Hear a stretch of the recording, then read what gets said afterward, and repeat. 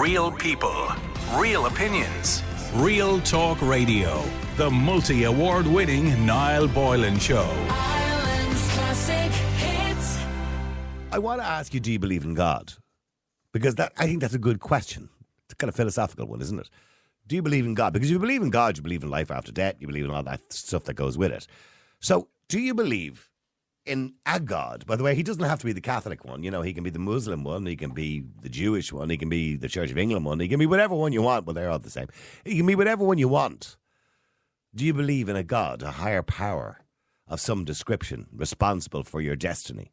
The number is 087 188 0008. That's 087 188 0008. Do you believe in a God? Let's do a little survey. I love surveys and polls. So I want you to WhatsApp or text right now, a yes or a no. Do you believe in a God?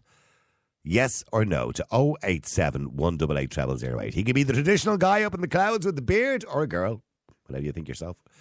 Or he can be Allah, or he can be anybody. I don't know. Or whoever the God happens to be that you believe in, I'd like to hear about it. I'm not going to disrespect your God. I don't believe in a God, but I'm not going to disrespect your belief in God. I don't have to respect your beliefs, but I can respect you and your belief, if you know what I mean. Anyway, that sounds confusing. Let me go to Tom. Tom, you are on Ireland's Classic Hits Radio. How you doing, Tom? Hello, sir. How are you? How you doing, Tom? Tom, do you believe in God? I'm pretty good. I'm afraid not. Okay. I've lost it quite a while ago. Don't apologise. You almost sound like you're apologising for not believing in God.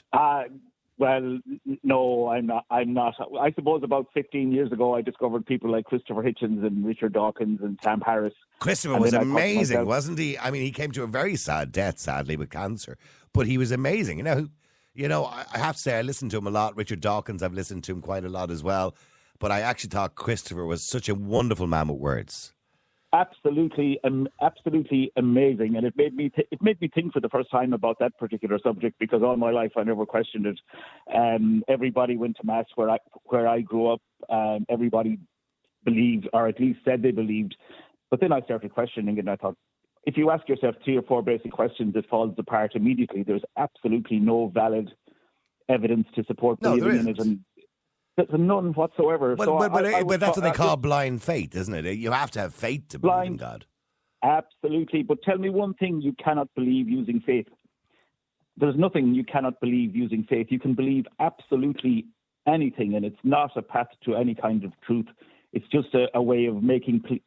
It's not a virtue either. It's absolutely gullibility as far as I can see. Yeah, see, I'm a bit like you. I'm a gold standard guy. You know, in other words, if I have to believe somebody or something, I have to see the evidence to back it up before I believe it. Absolutely. And all the religions that we've made up, which all of them are made up, they're all man-made.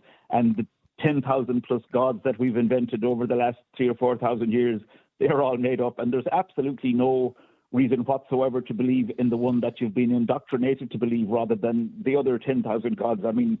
Depends on where you were born, really, doesn't it? So, it depends on where you're born, yeah. Yeah, but here's the thing. So, Richard Dawkins once said that he wouldn't... Now, I was surprised to hear him say this, but he said, I think he was maybe somewhat being sarcastic, but he did say he wouldn't rule out the existence of a God. Because you can't honestly say it doesn't exist either. Absolutely, but look at it this way. You can't rule out the existence of Puff the Magic Dragon, or you can't rule out the existence Spider-Man. of the Easter Bunny. Spider-Man, I saw movies about Spider-Man. That makes him more believable than any god, you know? Yeah, well, so, in fairness to Marvel movies, they do make it believable, in fairness, you know? If something is unfalsifiable, I mean, that's a massive hole in it straight away. If you have to believe in it based on no evidence, and you can't falsify it, I mean, that's just a ridiculous proposition. And I think nobody with a functioning brain should even consider it. But you cannot underestimate the power of indoctrination. And unfortunately, our church and our state are still doing it. And it's I consider it child abuse. You know. Well, Stephen Hawking, who was supposedly the most intelligent man in the world, did once say that anybody who believed in God lacked intelligence.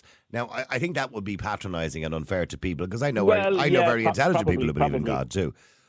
Mind you, I find it difficult. I remember going back about 5 years ago, I was talking about this, and a guy came on who was a UCD professor, and he was a professor of theology, and he believed in God. And theology. Yeah, but He anyway, could tell you how many angels dance on a pinhead. yeah. But he was But a really, whatever kind of he was a equipment- really nice guy, and he was extremely intelligent. You know, he was a tutor and everything else. But then I said to him, I said, do you really believe that Moses, or not Moses, the other lad, Noah, and his family built an ark for 1.7 million land-faring animals, and and looked after them for 40 days and 40 nights? And he said yes. And I said, Yeah, and I as find well that as mind-blowing that somebody could believe that. And Noah was over 900 years of age when he did it. I mean, these people didn't die at 30 years of age that you would expect them to die from simple illnesses 2,000 or thousands of years ago. These people lived to be 900 plus years of age. I mean... Let's be clear. If Noah and his family were building an ark out of wood, wherever the part of the world they happen to be in, they'd still be here today with their Bronze Age tools trying to put it together. Yeah. I mean, there was only 4 of them, for God's sake. So realistically, it wasn't possible. But here's the thing I say, right?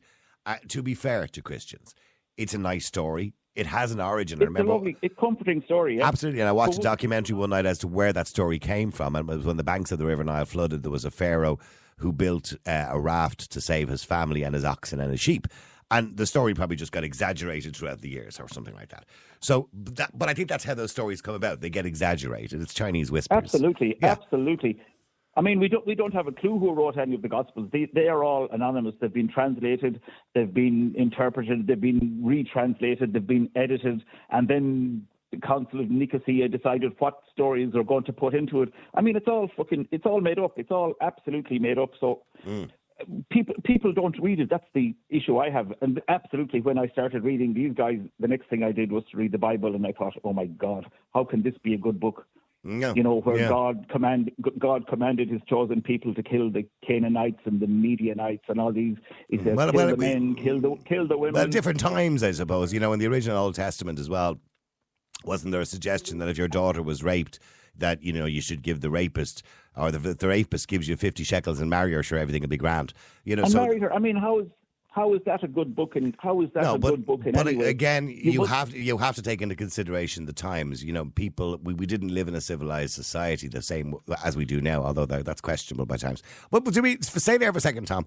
Let me go to James as well. James, you're on Ireland's Classic Hits Radio. How you doing, James?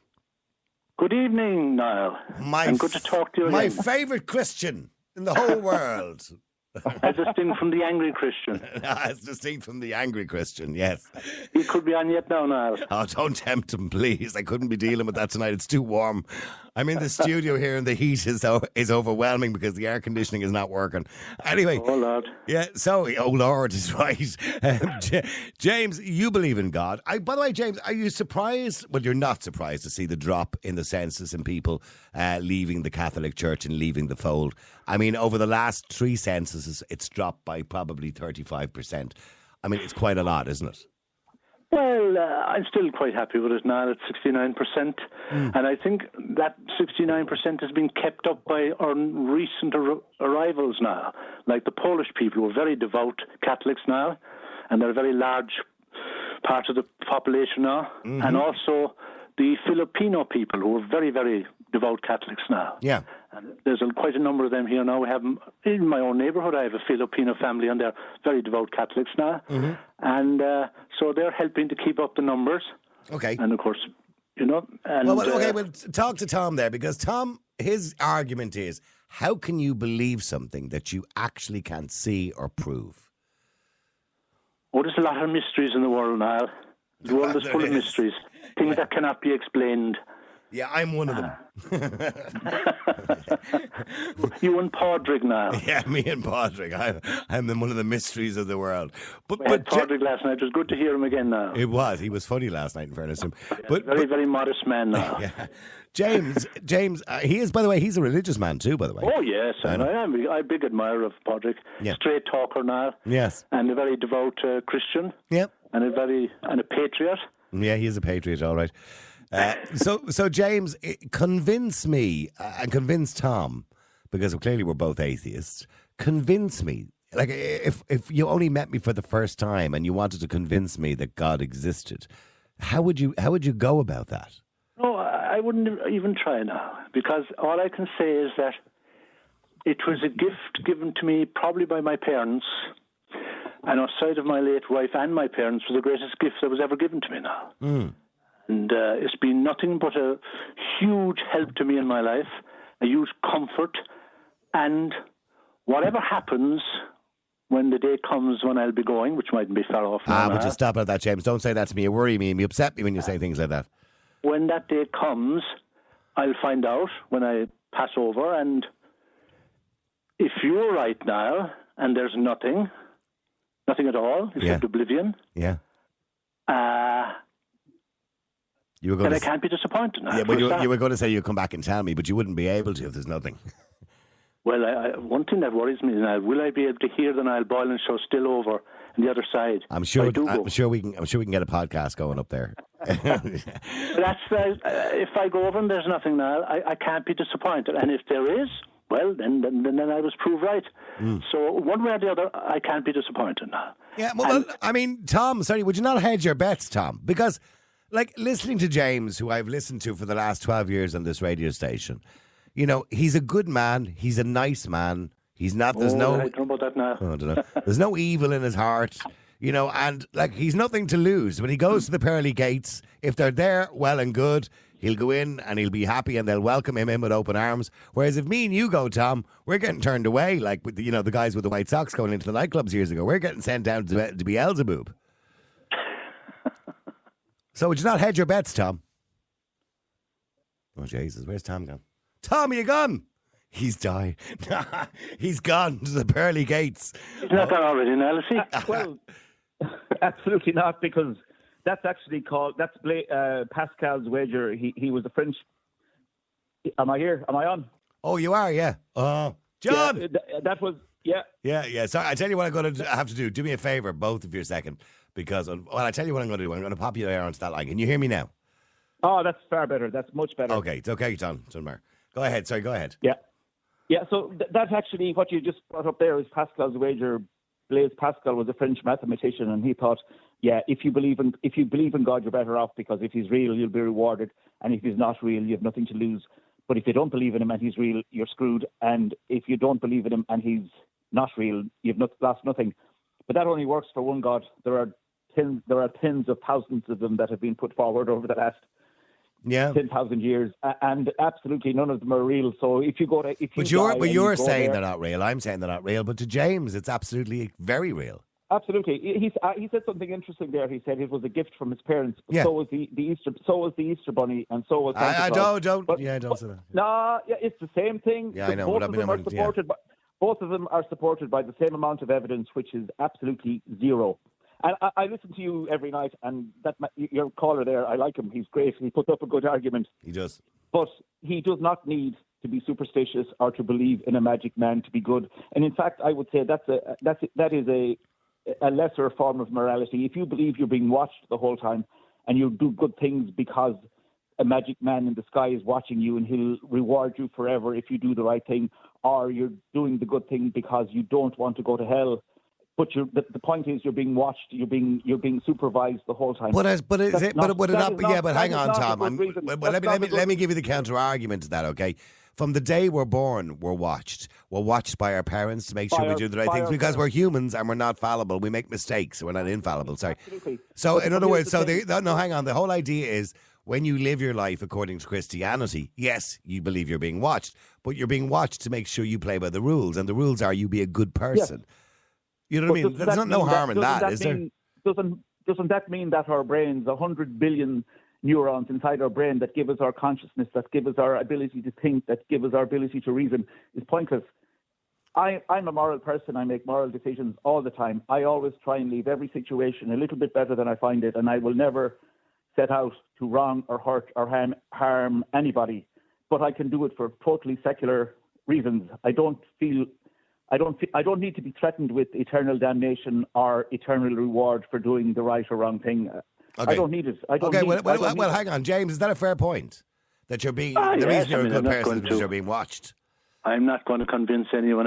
Try to convince anyone else now. It's up to everyone to make up their own mind. But as I say, for me personally, it's been a wonderful gift. It's been a win-win situation for me. It's been. I can't say that I'm very glad I got it. And people of my age, like friends of mine, and maybe even younger, even people of your age who have the faith, all of them say the same thing. They never say, "Oh my God, I wish I never heard of that religion. I wish I never heard about God." They're all delighted now that they have had it in their lives, and it's enhanced their lives. It's been a great comfort to them, particularly when people pass on, and all the people I've loved now and my family are nearly all gone now. And it's a great source of comfort that I can still connect with them with prayer. That's a huge, huge comfort to me now.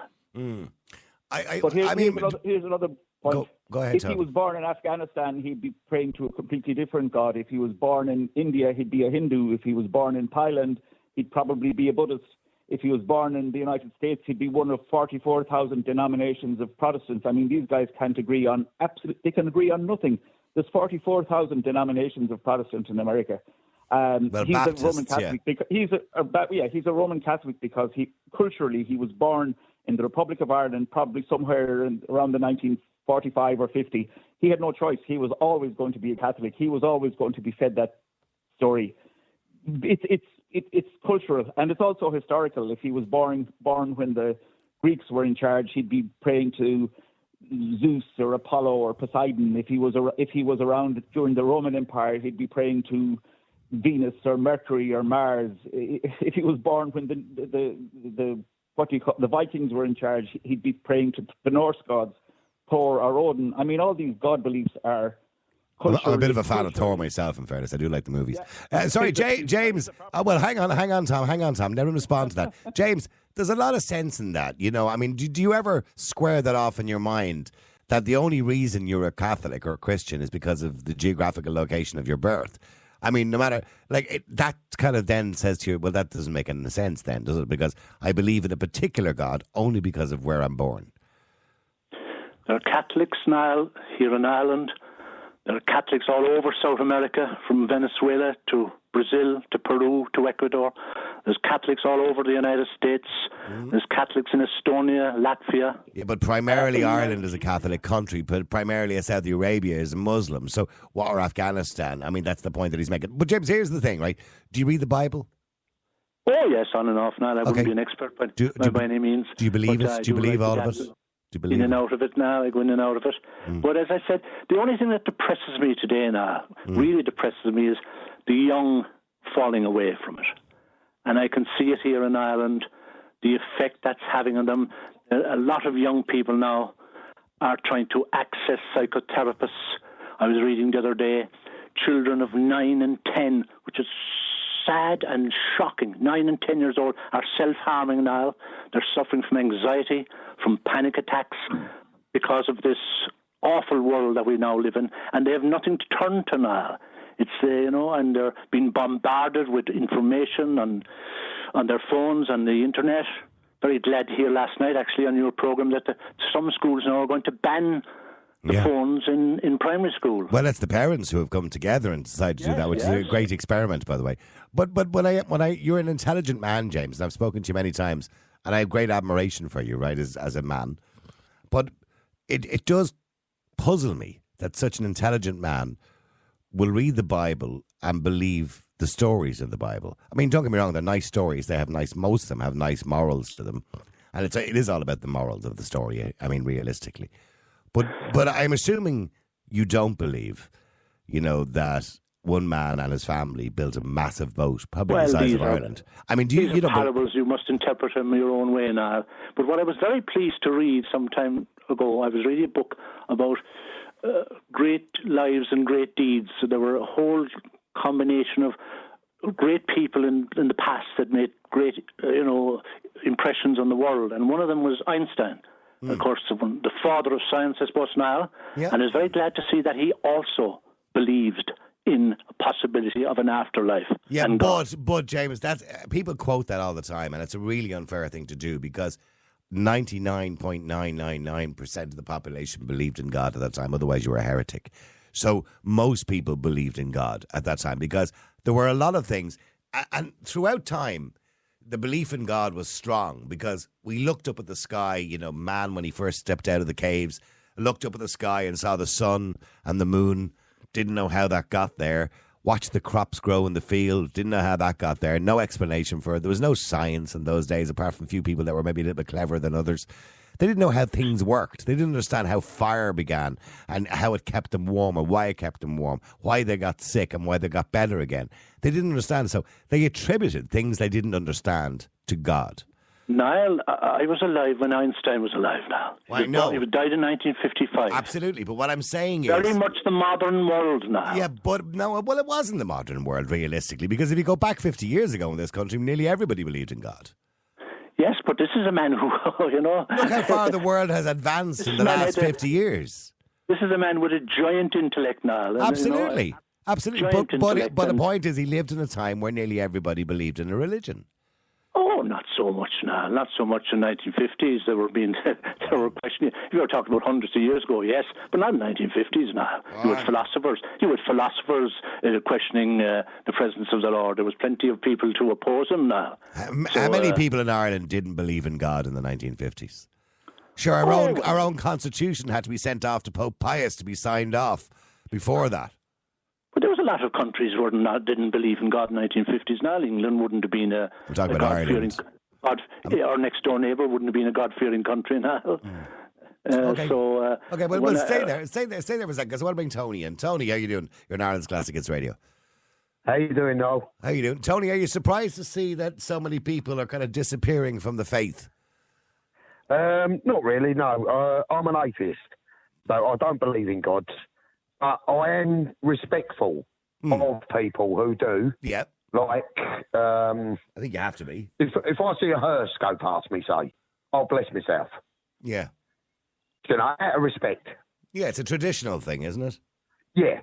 But, you know, these... how can I explain it? These... You know, but like the born-again Christians and the people that are avid about Jesus and he's going to rise again and what have you. Now, I do believe there was a good man back in the day. Yep. That done a lot of good. And he did do a lot of good, obviously, because he's talked about. Probably. And he's written about. But he's dead.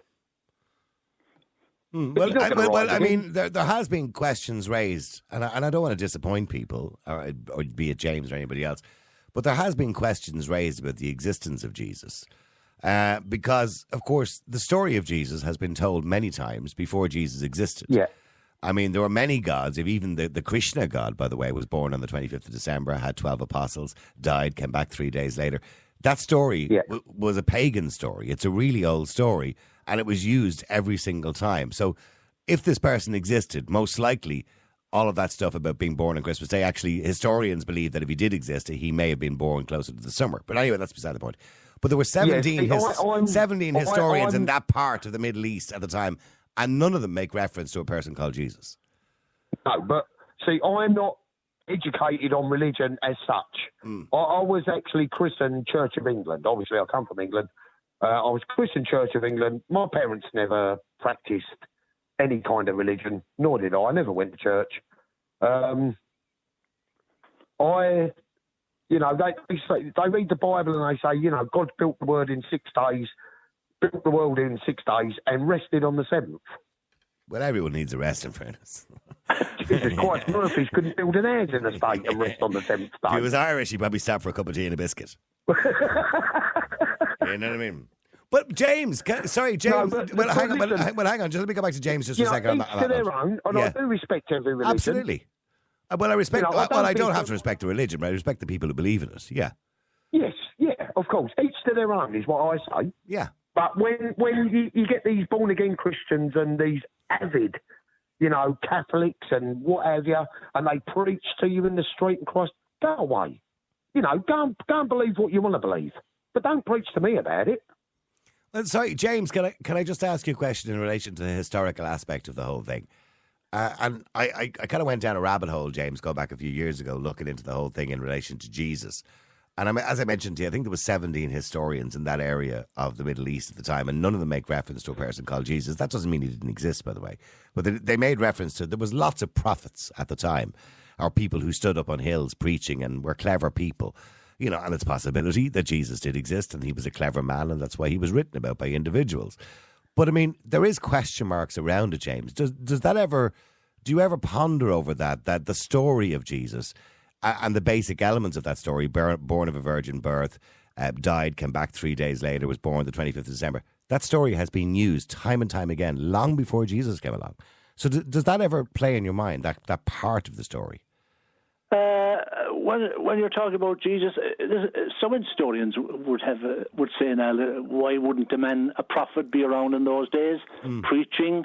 And of course, crucifixion was a very common thing in those days. Now, very common, you know? yeah. Very common crucifixion. So the possibility of a man called Jesus preaching, you know, as he was, good things and love thy neighbour and all that. That was not beyond. The problem people have would be with the resurrection now.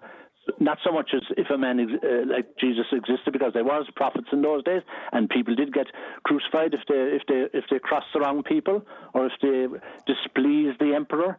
So, well, if we were to believe in the resurrection, and again, as I said to you, there were other gods, many of them actually before that, pagan gods who also had the 3-day resurrection. But let's just say, for argument's sake, forget about them before, and let's say that story was real, right? For the purpose of the conversation, is it not possible that maybe, you know, somebody they thought was dead or was in a coma, come back to life 3 days later, and then for 2,000 years the story just gets exaggerated? Is that not just a possibility? Well, even though I'm pretty old now, I wasn't around quite that back then. So I thought... but I'm just saying the story. There are people think that I am actually. I mean, the story is a little bit, you know, it's vague because we have this person who's born and then we hear nothing about them till they're a middle-aged man. It's a very vague story, isn't it? Yes, of course. It's a long time ago now, and as I said, I wasn't there, so I just have to take the word. You weren't? You mean you weren't there, James? Yes. Well, not if I died. I'd like to come back 3 days later. Yeah. I'd like to wait a week, actually. I could do it a week off. Yeah. As long as I died on the Thursday, I wouldn't have to go to work on the Friday. I would have a long weekend. Stay there. Let me bring on John. Oh, I don't believe it. Is this John? Oh, God. John, hi.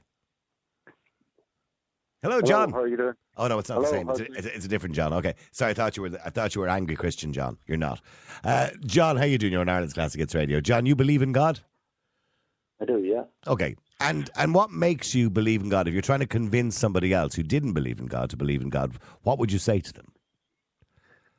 Well, I can only go on my own story, and my own story is that I was born into a Catholic family and brought up in the Catholic Church, and when I would go to Mass on a Sunday, I would hear all this nice talk or whatever, but when I went home to my home house, it was chaos, and there was no love, and there was no peace, and it was fighting and arguing. And so for me, obviously I had to keep going because we were forced to go and all this stuff. But yeah, I remember that. Then I fell into addiction and gambling, drugs, drink, and so by the time I got to 28, I had to go into a treatment centre, and I got recovery. And in 2014, I was invited along to a Christian church, and I didn't really want to go because I was thinking this is the same old stuff again. But it wasn't. People were genuine. People hugged me. People would lift me at my house. I wasn't living near the church, and they would take me, and they were just genuine. After the first 6 months, I was like, "This is they're only doing this till they get me in, and then they're going to change." But it never really did change, and I've been going there ever since. Wow! And I believe that my life has transformed since 2014 to now. So that's 9 years, and I know that a lot of people hate God and all the rest. And well, I don't think people hate God. I mean, I don't believe in God, but I don't hate your God. Yeah. But I'm just saying a lot of people are angry, and they've every right to be angry with what happened in the Catholic Church with the. But that's the church. That's not God. That's the organisation of the Catholic Church. You know, so that's not really. Yeah. They have no right to be angry with God.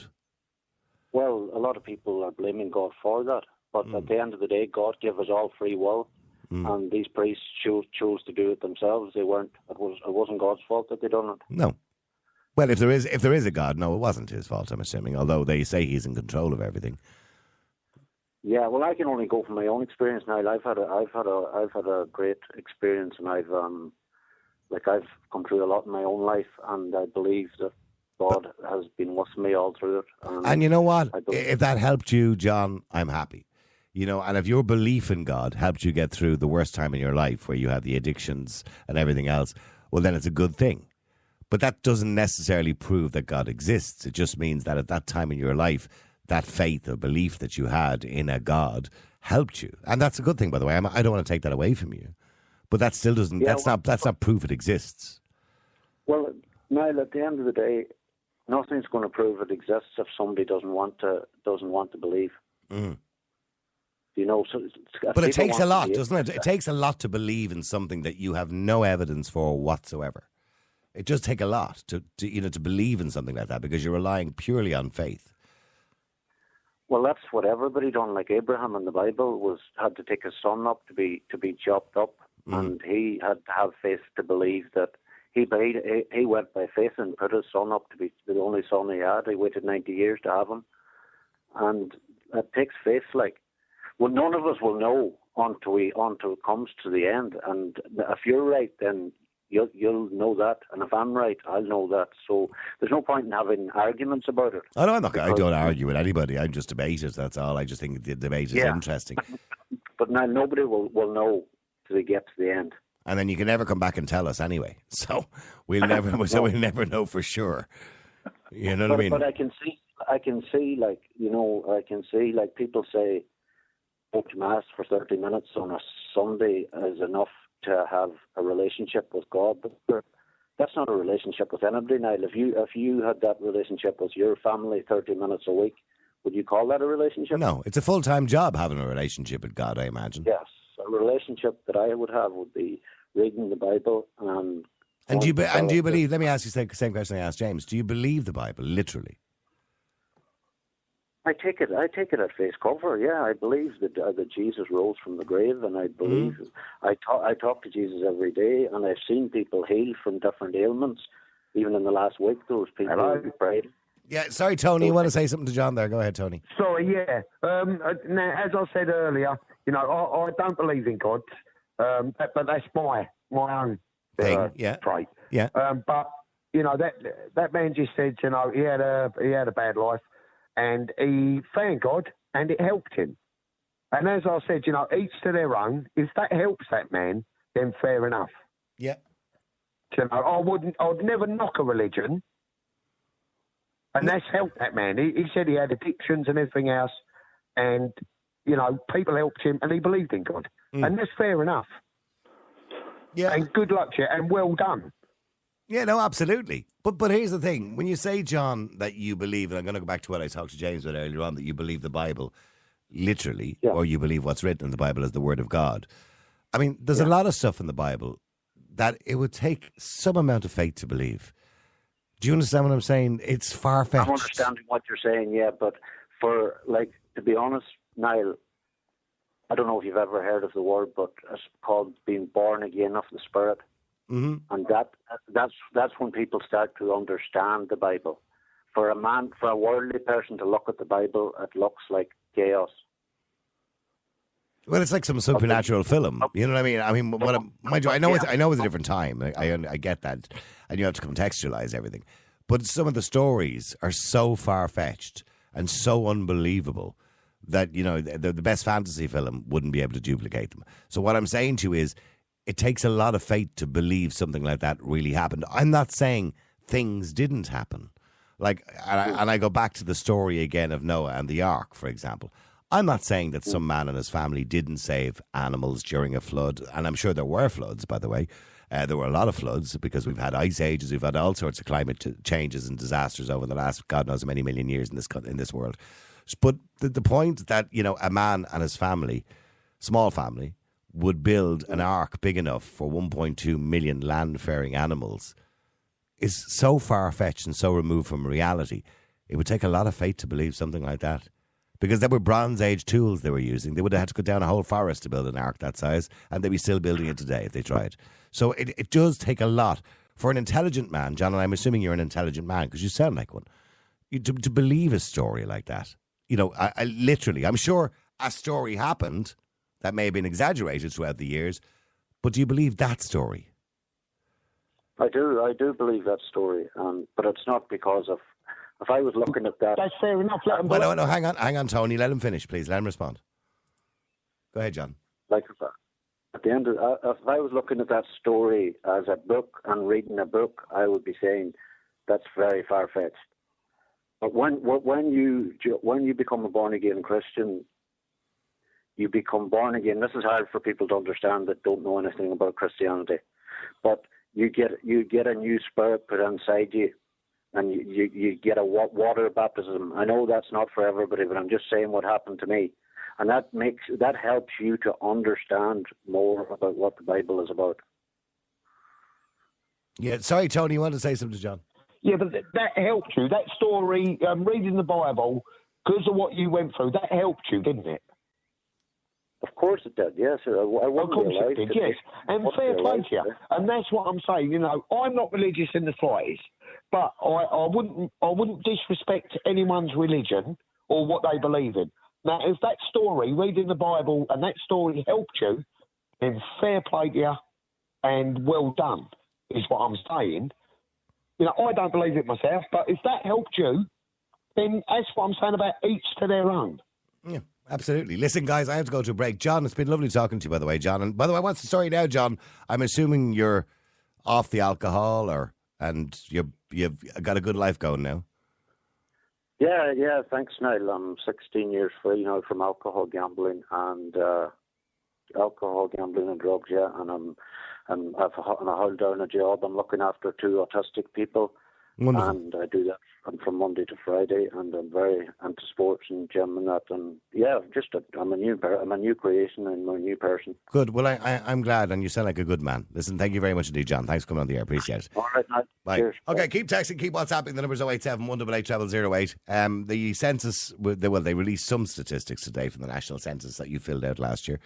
And one of those statistics, which kind of caught my eye for obvious reasons, is the belief in God. Well, not the belief in God. Religion. Religion is down substantially. More so than anything else, actually. And by the way, there was a survey done back, I think, in 2012. Now, it could have been a knock-on from all the reports that had been out about the Catholic Church at the time of the abuse.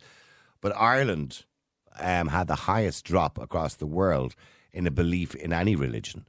There was a drop of like 50% at one stage across the world. It's no surprise, by the way, the southern states of America had the highest increase in religion because it was a worldwide survey. But this particular one is only about Ireland. This is the census.